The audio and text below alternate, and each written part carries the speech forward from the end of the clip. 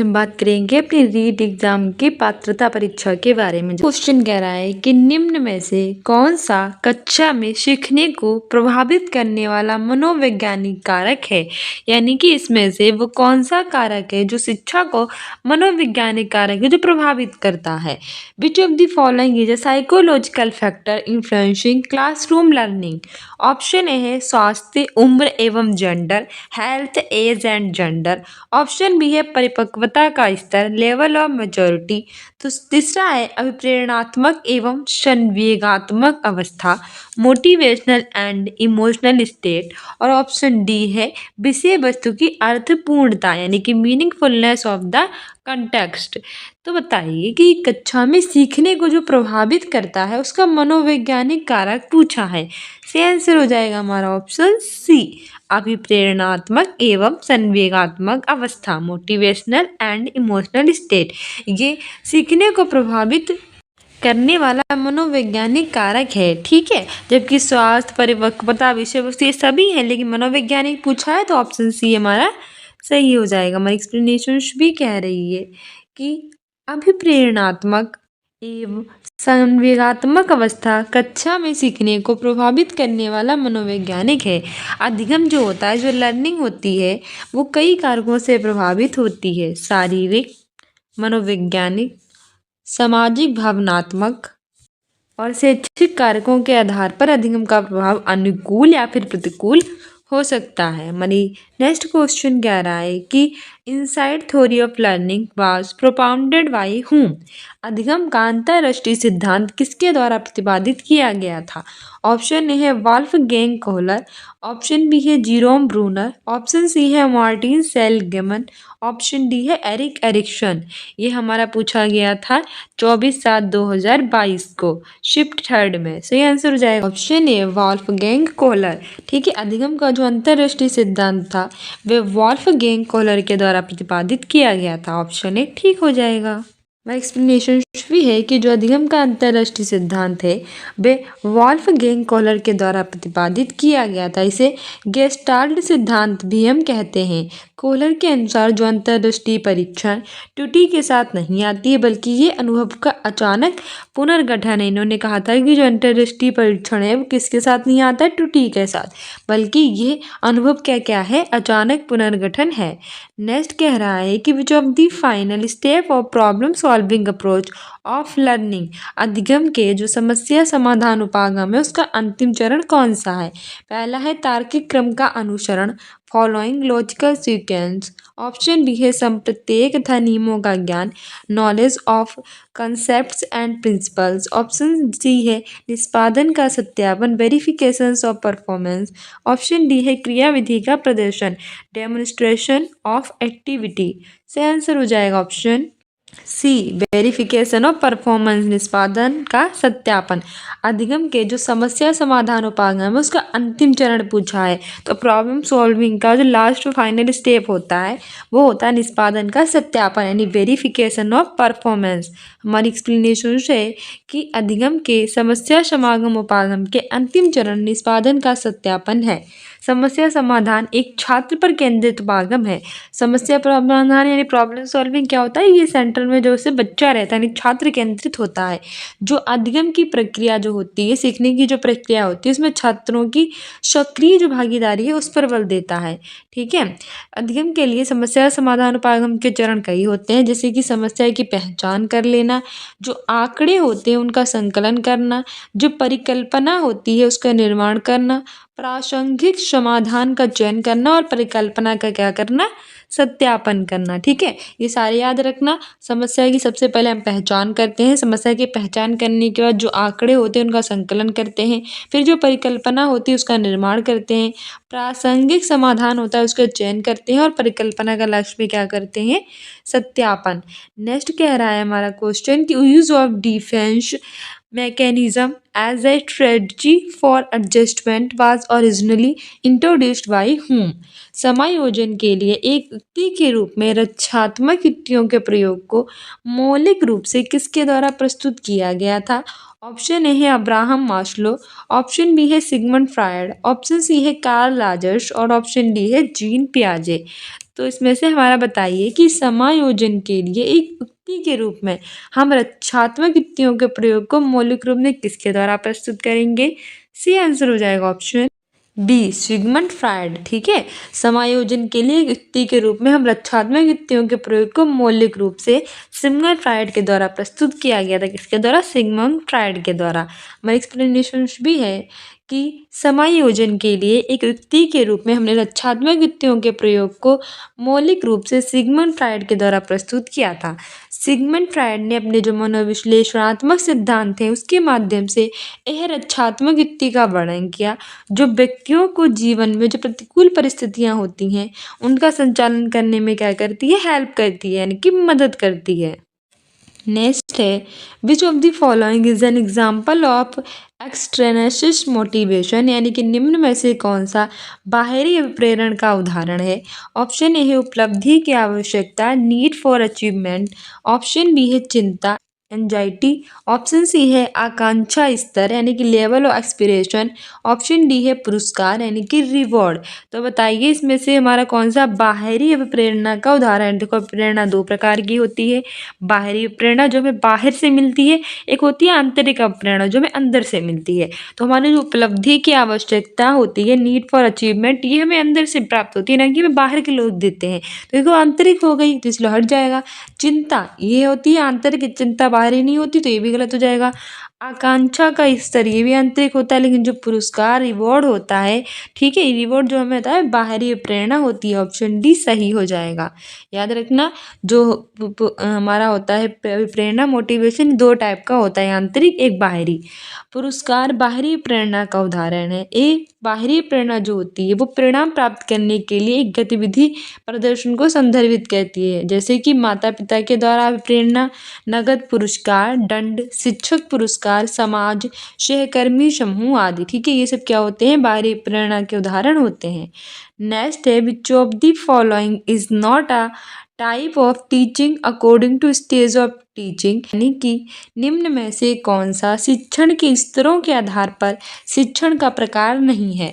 Option A है understanding stage, बोध स्तर, ऑप्शन बी है डेमोन्स्ट्रेशन स्टेज, प्रदर्शन स्तर, ऑप्शन सी है मेमोरी स्टेज, स्मृति स्तर, ऑप्शन डी है रिफ्लेक्शन स्टेज, चिंतन स्तर। तो बताइए इसमें से कौन सा जो है वो हमारा नहीं है? आंसर हो जाएगा ऑप्शन बी प्रदर्शन स्तर। ठीक है, शिक्षण के स्तरों के आधार पर ये नहीं है, जबकि अंडरस्टैंडिंग स्टेज है, मेमोरी स्टेज है, रिफ्लेक्शन स्टेज है, ये तीनों है। नहीं पूछा था, इसीलिए ऑप्शन बी सही हो जाएगा। हमारी एक्सप्लेनेशन भी कह रही है कि प्रदर्शन स्तर जो होता है वो शिक्षण के आधार पर हमारा शिक्षण का प्रकार नहीं होता, स्तर के आधार पर। प्रदर्शन स्तर जो है वो शिक्षण अधिगम की गतिविधि में शिक्षार्थी की सक्रिय भागीदारी होती है, जबकि एक स्तर नहीं होता, एक प्रकार की शिक्षण विधि है। डेमोन्स्ट्रेशन जो है वो क्या है? प्रदर्शन क्या है? स्तर लेवल क्या है? एक प्रकार का जो है वो शिक्षण विधि है। ठीक है, शिक्षण टीचिंग मेथड है ये, बल्कि ये शिक्षण का स्तर नहीं है। हमारा नेक्स्ट क्वेश्चन कह रहा है कि which teaching learning method was introduced by WLN, यानी कि जो WLN थे उनके द्वारा कौन सा शिक्षण अधिगम विधि प्रस्तुत की गई थी? ऑप्शन ए है माइक्रो टीचिंग, सूक्ष्म शिक्षण, जो बीएड वगैरह में कराई जाती है, ऑप्शन बी है टीम टीचिंग, दल शिक्षण, ऑप्शन सी है ब्रेनस्टॉर्मिंग, मस्तिष्क विप्लव, ऑप्शन डी है इंटरेक्टिव टीचिंग, अंतःक्रिया शिक्षण। सही आंसर हो जाएगा ऑप्शन ए सूक्ष्म शिक्षण, माइक्रो टीचिंग। WLN के द्वारा जो माइक्रो टीचिंग है ये शिक्षण अधिगम प्रस्तुत की गई थी। कौन सी विधि प्रस्तुत की गई थी? सूक्ष्म शिक्षण, माइक्रो टीचिंग। किसके द्वारा? WLN के द्वारा। ठीक है, एक्सप्लेनेशन भी है कि WLN के द्वारा जो सूक्ष्म शिक्षण था, माइक्रो टीचिंग थी, ये अधिगम विधि प्रस्तुत की गई थी। सूक्ष्म शिक्षण का आविष्कार जो थे WLN के 1961 में स्टैनफोर्ड यूनिवर्सिटी में प्रतिपादित किया गया था। माइक्रो टीचिंग एक प्रशिक्षण की प्रक्रिया होती है जिसका लक्ष्य होता है कि नियमित शिक्षा प्रक्रिया की जटिलताओं को क्या बनाना? सरल बनाना। ठीक है, नियमित शिक्षण की प्रक्रिया जो होती हैं उनमें कई जटिलताएं होती हैं, उनको सरल बनाना ही माइक्रो टीचिंग का उद्देश्य होता है। नेक्स्ट है कि which are the 3 important components of motivational cycle, यानी कि जो अभिप्रेरणात्मक चक्र होता है इसके 3 महत्वपूर्ण घटक कौन से होते हैं। पहला होता है अधिगम, पुरस्कार तथा संतुष्टि, लर्निंग, रिवॉर्ड एंड सेटिस्फेक्शन। दूसरा होता है आवश्यकता, अंतर्नोद तथा प्रोत्साहन, need, drive and incentive. Third होता है अभिप्रेरणा, लक्ष्य तथा प्रतिपुष्टि, मोटिव, गोल एंड फीडबैक। और चौथा होता है उपलब्धि, अनुमोदन तथा संबंधन, अचीवमेंट, अप्रूवल एंड अफ्लेक्शन। से आंसर हो जाएगा option B, need, drive and incentive. आवश्यकता, अंतर्नोद तथा प्रोत्साहन। अभिप्रेरणात्मक चक्र यानी कि मोटिवेशनल साइकिल, इसके जो होते हैं वो 3 महत्वपूर्ण घटक होते हैं। कौन कौन से? आवश्यकता हमारी नीड होती है, ड्राइव अंतर्नोद होता है और इंसेंटिव यानी कि प्रोत्साहन होता है। ठीक है, 3 होते हैं। कौन कौन से? नीड, ड्राइव एंड इंसेंटिव, आवश्यकता, अंतर्नोद तथा प्रोत्साहन। किसके? अभिप्रेरणात्मक चक्र के। एक्सप्लेनेशन भी है कि अभिप्रेरणात्मक चक्र के 3 महत्वपूर्ण घटक होते हैं, आवश्यकता, अंतर्नोद तथा प्रोत्साहन। अभिप्रेरणात्मक चक्र एक जीव के अंदर जो स्थितियाँ होती हैं उनका संक्रमण है, जो जीव को एक विशेष आवश्यकता की संतुष्टि के लिए क्या करता है? प्रेरित। जहाँ अभिप्रेरणा को ही हम एक परिकल्पित अवस्था माना जाता है। क्या माना जाता है? परिकल्पित अवस्था। नेक्स्ट हमारा क्वेश्चन कह रहा है कि main objective of action research is, यानी क्रियात्मक जो अनुसंधान है वो उसका प्रमुख उद्देश्य डैश है, यानी क्या है? ऑप्शन ए एक्टिविटी क्रियाविधि, ऑप्शन बी है डायग्नोस्टिक नैदानिक, ऑप्शन सी है डेस्क्रिप्टिव विवरणात्मक, ऑप्शन डी है ट्रांसफॉर्मेटिव रूपांतरकारी। तो सही आंसर हो जाएगा ऑप्शन बी, नैदानिक यानी कि डायग्नोस्टिक्स। क्रियात्मक अनुसंधान का प्रमुख उद्देश्य है नैदानिक। मैं एक्सप्लेनेशन भी है कि क्रियात्मक अनुसंधान का प्रमुख उद्देश्य है नैदानिक। क्रियात्मक अनुसंधान क्या होता है? एक ऐसी प्रक्रिया होती है जिसे हम विशेष रूप से शिक्षण अधिगम की जो स्थिति होती है उसमें सुधार के लिए अपनाते हैं। अर्थात वह प्रक्रिया जिसमें हम शिक्षण अधिगम की स्थिति में शिक्षण अधिगम की जो स्थिति है, जो अवस्था है, उसको सुधार लाने के लिए अपनाते हैं, वो कहलाती है क्रियात्मक अनुसंधान। नैदानिक क्या होती है? यह स्थिति के अनुकूल सबसे उपयुक्त समस्याओं का समाधान खोजने में मदद करता है। ठीक है, इसीलिए आयोग ने इसका विकल्प डी को माना है। इसमें विकल्प डी सही होगा, यानी आयोग ने क्या माना है? डी विकल्प माना है। और इसमें विकल्प कौन सा सही होगा? बी सही होगा। ठीक है, कि उपलब्धि परीक्षण के निर्माण के लिए निम्न में से कौन सा सत्य नहीं है? Which of the following is not true for the construction of achievement test. Option A है विश्वसनीयता, रिलायबिलिटी, ऑप्शन बी है मूल्यांकन, एवल्यूएशन, ऑप्शन सी है वैलिडिटी, वैधता, ऑप्शन डी है वस्तुनिष्ठता, ऑब्जेक्टिविटी। तो बताइए उपलब्धि परीक्षण के लिए कौन सा सत्य नहीं है? सही आंसर हो जाएगा ऑप्शन बी, मूल्यांकन, एवल्यूएशन। ठीक है, इवैल्यूएशन जो होता है भी उपलब्धि परीक्षण के निर्माण के लिए सत्य नहीं होता है, मूल्यांकन है ये सत्य नहीं है। जबकि विश्वसनीयता, वैधता, वस्तुनिष्ठता ये तीनों सत्य हैं। तो उपलब्धि परीक्षण के निर्माण के लिए मूल्यांकन सत्य नहीं है। मूल्यांकन जो होता है वो शिक्षार्थी के अंदर जो क्षमताएं होती हैं उसका आकलन करने के लिए, प्रदर्शन का विश्लेषण करने के लिए और उन्हें प्रगति करने में मदद करने का एक तरीका होता है। नेक्स्ट है कि राष्ट्रीय पाठ्यचर्या रूपरेखा को किस वर्ष में प्रस्तावित किया गया? National curriculum framework was introduced in which year? Option है 2001, ऑप्शन बी है 2005, ऑप्शन सी है 2004, ऑप्शन डी है 2008। सही आंसर हो जाएगा ऑप्शन बी 2005। राष्ट्रीय पाठ्यचर्या रूपरेखा 2005 में प्रस्तावित किया गया। कहते नहीं है नेशनल करिकुलम फ्रेमवर्क 2005। ठीक है, हमारे एक्सप्लेनेशन भी है कि राष्ट्रीय पाठ्यचर्या रूपरेखा को 2005 में प्रस्तावित किया गया। इसके कई उद्देश्य थे, जैसे कि बाल केंद्रित अधिगम की प्रक्रिया को बढ़ावा देना। बाल केंद्रित मतलब बच्चों पर केंद्रित, ना तो कभी भी टीचर सेंटर में होगा, ना तो पाठ्य पुस्तक सेंटर में होगी, ना ही स्कूल सेंटर में होगा। सेंटर में होगा तो सिर्फ और सिर्फ बच्चा, यानी कि बाल केंद्रित की जो अधिगम प्रक्रिया उसको बढ़ावा दें। बिना बोझ की शिक्षा, ऐसा नहीं है कि हम उस पर बोझ डाल दें। तो लर्निंग विदाउट विदाउट बर्डन, यानी किसी प्रकार का बोझ नहीं डालना चाहिए। बहुभाषी शिक्षा को बढ़ावा देना, बच्चे जो होते हैं वो अलग अलग भाषा के होते हैं, जरूरी नहीं कि वो एक ही भाषा सीखे, तो उन्हें हिंदी, इंग्लिश और बहुभाषी शिक्षा में शिक्षा देनी चाहिए। साथ ही रटने की शिक्षा को बदलना चाहिए। रटंत विद्या पर हमें क्या लगा देनी चाहिए, रोक। ठीक है, तो बाल केंद्रीय अधिगम होना चाहिए, बच्चा सेंटर में, बेस बच्चे के ऊपर कोई बोझ नहीं डालना चाहिए, कई सारी भाषा में शिक्षा देनी चाहिए और रटने पर बल नहीं देना चाहिए, रटने को हटा देना चाहिए। नेक्स्ट है कि which assessment type is not related to teaching learning process, यानी कि आकलन का कौन सा प्रकार शिक्षण अधिगम की प्रक्रिया से संबंधित नहीं है। पहला है अचीवमेंट, उपलब्धि, दूसरा है कंटिन्यू, सतत, ऑप्शन सी है क्लिनिकल, नैदानिक, ऑप्शन डी है रेमेडिकल, उपचारात्मक।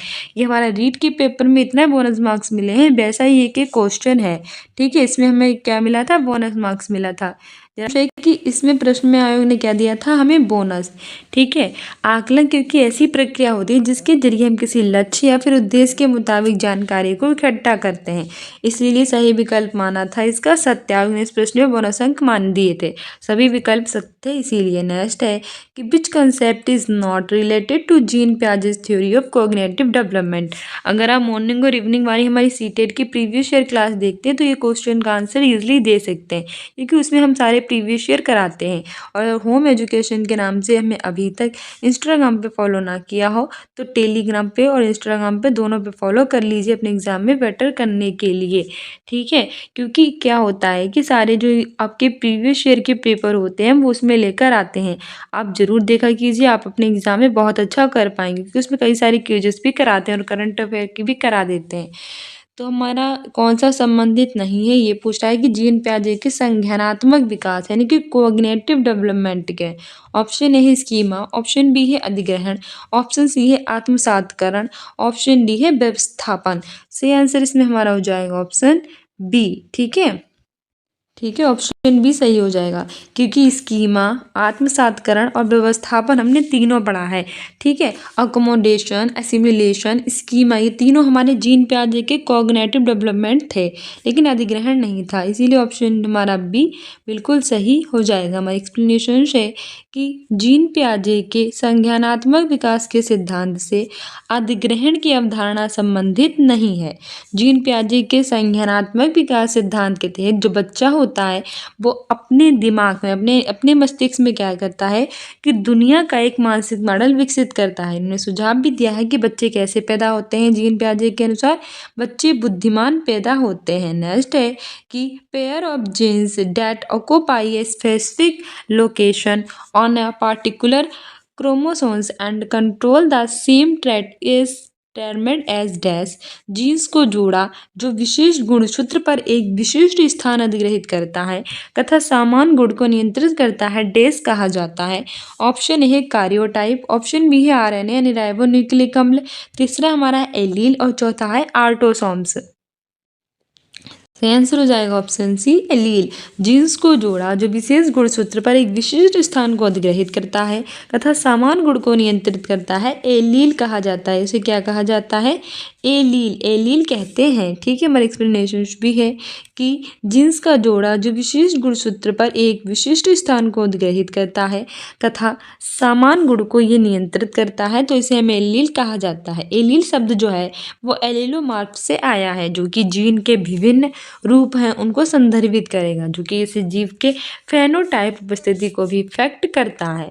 नेक्स्ट है कि विच of the following is not a stage of psychosexual development propounded by Sigmund Freud, यानी सिगमंड फ्राइड के द्वारा प्रतिपादित जो मनोलैंगिक विकास है उसकी अवस्था निम्न में से कौन सी नहीं है।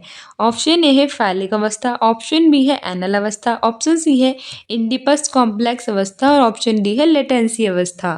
सही आंसर हो जाएगा इसमें हमारा ऑप्शन सी इंडिपस कॉम्प्लेक्स अवस्था। ठीक है, जो सिगमंड फ्राइड थे उनके द्वारा प्रतिपादित मनोलैंगिक विकास की अवस्था नहीं पूछा था, तो ये हो जाएगी इंडिपस कॉम्प्लेक्स अवस्था। जटिल अवस्था ये नहीं थी, फैलिक थी, एनल थी और लेटेंसी थी। हमारी एक्सप्लेनेशन भी है कि सिगमंड फ्राइड के द्वारा प्रतिपादित मनोलैंगिक विकास की अवस्था इंडिपस कॉम्प्लेक्स अवस्था नहीं है। इंडिपस कॉम्प्लेक्स एक विशेषता होती है जो कि बच्चा मनोवैज्ञानिक विकास की फैलिक अवस्था में हासिल करता है। सिगमंड फ्रायड जो थे उनके व्यक्तित्व के विकासात्मक पहलुओं पर बल देने वाला पहला मनोवैज्ञानिक सिद्धांतकार माना जाता है। ओके, तो डी स्टूडेंट्स, आज हमने बात की अपने रीड के प्रीवियस ईयर पेपर के बारे में जो 6 to 8 का है, लेवल सेकेंड का है, 24/7/2022 को शिफ्ट थर्ड में हुआ था। होम एजुकेशन के नाम से हमें टेलीग्राम पे फॉलो कर लीजिए अपने रीट एग्ज़ाम में और सीटेट एग्ज़ाम में बेटर करने के लिए इम्पोर्टेंट क्विजेस वहाँ हम कराते हैं।